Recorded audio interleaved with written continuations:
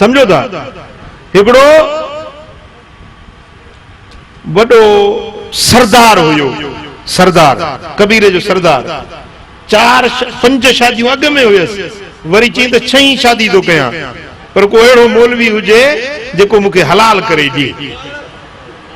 हिकड़ो मौलवी साहब थियो चई मां तो हलाल करे दींदुस, 6 शादी मां तो हलाल करे दींदुस। यार हे तो मौलवी कम जो निकरी पियो, फतवा लिखी दे कि फतवा ये लिखंदुस न, मानू गड कर, जमायत गड थे, जलसो थे, हजारे मानू गड थियन, मानुन के खबर त पवे न त मां जेका फतवा दियां तो सा केड़ी शान वारी फतवा है। इए रुगे कुंड में वेही तो के फतवा देई छया, मानू वरी बेतराज पिया कंदा तो ते चंदा बा वडेरे 6 शादी कया, सरदार साहब 6 शादी कया, तेजे करे मानू गड कर त पो मां उनन जे अगियो फतवा दियां न। खल्क गड थी, वडेरे साहब हुकुम नो, सरदार साहब बाबा सब राज मुआज सब गड थे, मौलवी साहब फतवा जारी कंदो।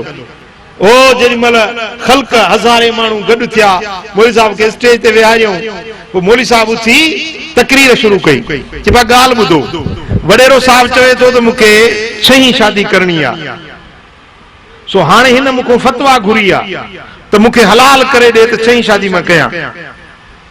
सो हाने गाल बुधो, कन खोले।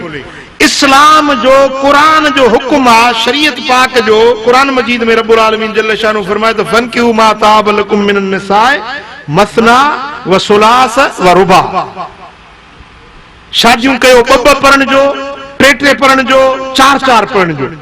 व इन खिफ्तुम अल्लाह तादिलु फवाहिदा, जेकॾहिं तव्हां डिॼो था त अब्दुल न करे सघंदो त पोइ तव्हांजे लाइ हिकिड़ी आहे, जे अब्दुल न करे सघो तो पो तांजे लाइ हिकिड़ी आ, जेकॾहिं तव्हां अब्दुल करे सघो था तो भली 2 पढ़ण जो, भली 3 पढ़ण जो, भली 4 पढ़ण जो।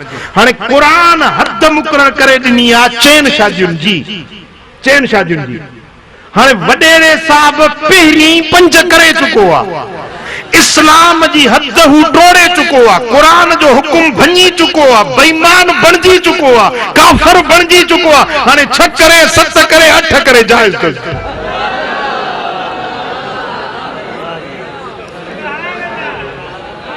छो तो कुरान है मञण वारन जे लाइ, मुसलमानन जे लाइ, शरीयत जी फतवा है मञण वारन जे लाइ, शरीयत जो कानून है मञण वारन। हे अगे ही बेईमान,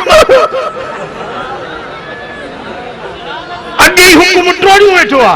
हाणे जेकॾहिं 5 जे बजाय 6 करे 7 करे 8 करे मनो का बि कोन अथसि, छो त अॻ में ही इस्लाम जा हदूं टोड़े चुको आहे, बेईमान बणजी चुको आहे। आलिम इहो जेको हक़ मुंहं ते चवे न, हज़ारनि माण्हुनि जे साम्हूं, आलिम उहो जेको हक़ ऐं सच मुंहं ते चवे,